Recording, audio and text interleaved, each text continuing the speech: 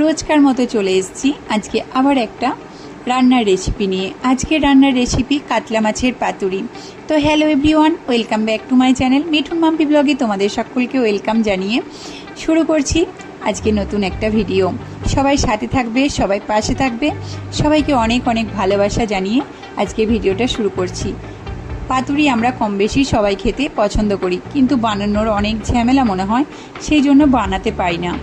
তো আমার এই টিপসটা ফলো করলে আশা করছি কোনো ঝামেলা হবে না।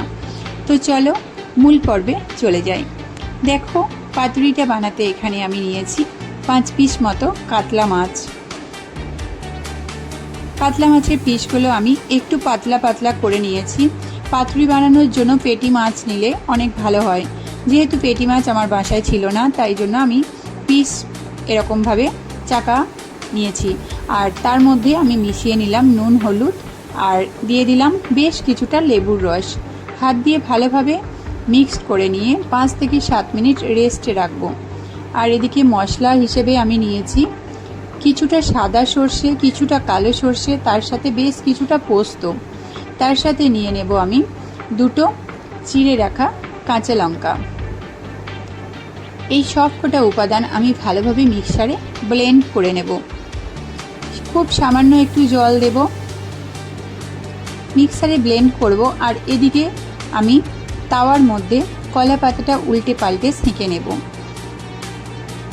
এবার আমি রেস্ট করে রাখা মাছটার মধ্যে বেশ কিছুটা টক দই, তার সাথে ব্লেন্ড করে নেওয়া মশলাটা দিয়ে দেব। তার সাথে দিয়ে দেব বেশ কিছুটা সর্ষের তেল। এবার আমি ভালোভাবে মেখে নেব। ভালোভাবে হাত দিয়ে মেখে নিয়ে 15 থেকে 20 মিনিট মতো এটাকে রেস্টে রাখতে হবে। এখানে আমি নুন দিয়েছি, স্বাদ মতো নুন দিয়ে নিতে হবে। তার সাথে আমি দিয়ে দেব চিড়ে রাখা কাঁচা লঙ্কা।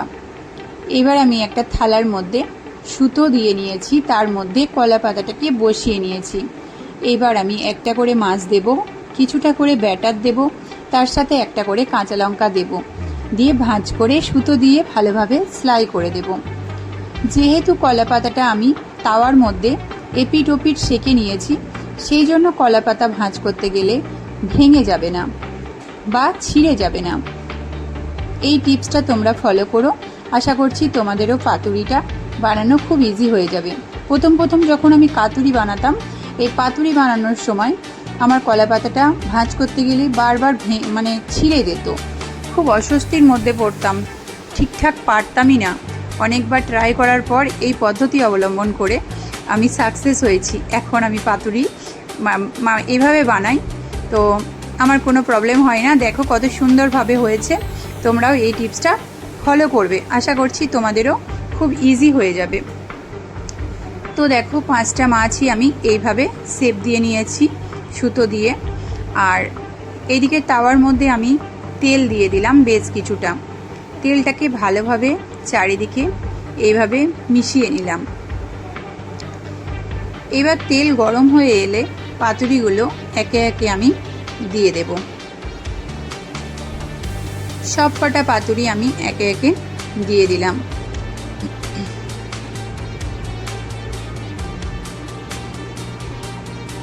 কিছুক্ষণ ঢাকা দিয়ে আমি এটাকে গ্যাসটা কমিয়ে রেখে দেব।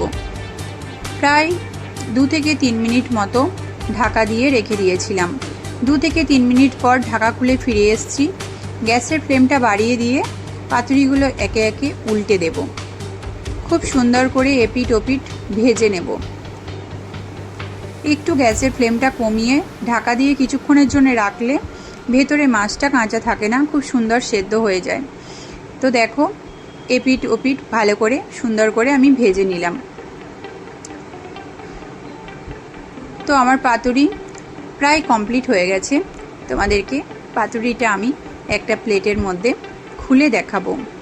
দেখো, আমার পাতুরি এখানে রেডি। তো তোমরা বাড়িতে এইভাবে ট্রাই করবে। আশা করছি তোমাদের ভিডিওটা ভালো লেগেছে।